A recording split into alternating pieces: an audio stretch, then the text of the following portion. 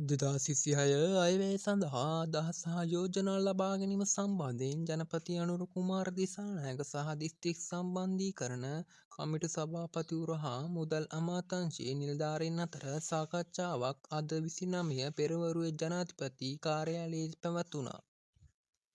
ඉදිරි අයවැය සැකසීමේදී දිස්ත්‍රික් මට්ටමින් ජනතාවගේ මූලික සහ කඩිනම් අවශ්‍යතා සපුරාලීමට ප්‍රමුඛත්වය ලබා දීමේ අවශ්‍යතාව ජනාධිපතිවරයා මෙහිදී අවධාරණය කර ඇති බවයි ජනාධිපති මාධ්‍යාංශය සඳහන් කළේ.